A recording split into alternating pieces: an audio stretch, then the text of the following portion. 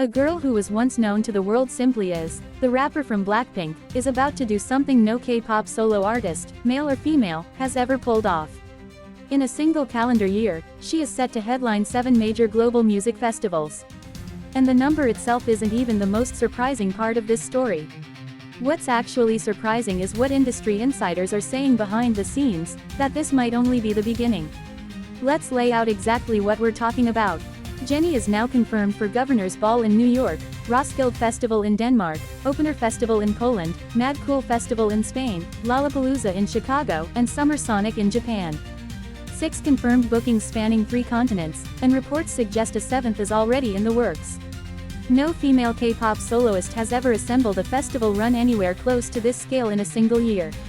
To put that into perspective, these 6 festivals alone are expected to draw a combined audience of well over 2 million people. 1 artist, 6 different countries, 6 completely different audiences, all within the same 12 months. So the obvious question is, why is this happening now, and why has it never happened before? To answer that, we need a quick history lesson. For years, K-pop's presence at major Western festivals has been limited almost entirely to group performances, and even those were relatively rare. Solo K-pop artists, especially women, almost never landed true headlining slots at festivals this size. When they did get booked, it was usually a smaller side stage slot, buried somewhere in the middle of the lineup.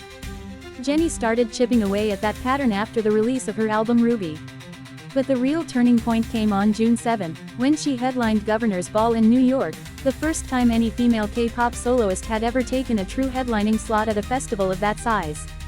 And almost immediately after that show ended, the floodgates opened. One festival announcement after another started rolling in. According to industry sources, this wasn't a coincidence. It was a calculated strategy.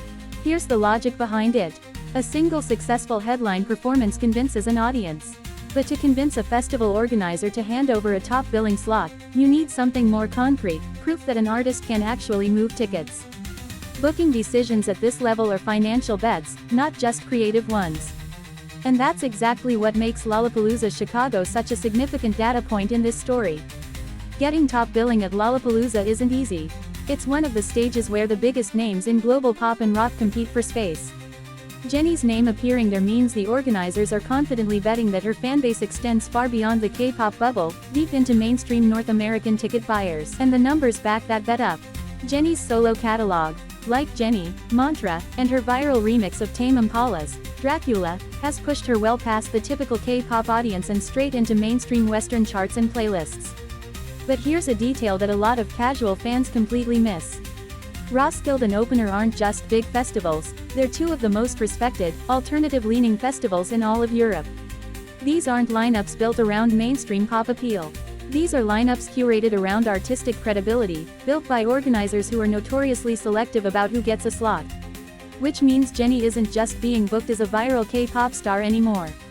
She's being taken seriously by some of the most critically respected festival circuits in the music world. And there's a fascinating parallel hiding in plain sight here. Her bandmate Rosé was the first K-pop female soloist to ever crack a major Billboard chart, thanks to ACT. Now Jennie is walking a similar but distinctly different path, and the 2 of them are essentially running parallel solo careers, each carving out her own identity on the global stage. Which raises a bigger question. Is this just coincidence, or is every single member of Blackpink consciously building her own individual blueprint for global solo success? Look at the bigger picture. Jisoo is building an acting career through Netflix. Lisa is making history on global stages of her own. Rosé is expanding major brand partnerships. And Jennie is conquering the world's biggest festival circuits. 4 members, 4 completely different lanes, all moving at the exact same time. All of them seem to be sending the same underlying message: Blackpink isn't just a group anymore. It's 4 individual global superstars who happen to share a name. So let's circle back to the question that opened this video. Is 7 festivals really the end of this run, or just the beginning? Industry insiders strongly suggest the latter. Jennie's schedule has become so packed that some reports are already speculating about a possible full US arena tour under her own name, contingent on how strong the response continues to be across this festival run. And if that actually happens, it would mark another massive first. Jennie wouldn't just be a festival headliner anymore, she would become the first K-pop female soloist to headline a full arena tour in the United States entirely under her own name, with no group branding attached. Think about where this story started. A member of a group, known mostly for her role inside that group. And now, just a few years later, she's filling some of the biggest stages on the planet, entirely on her own terms. And that's the real takeaway hiding underneath all these festival headlines. 7 festivals aren't just impressive numbers on a poster.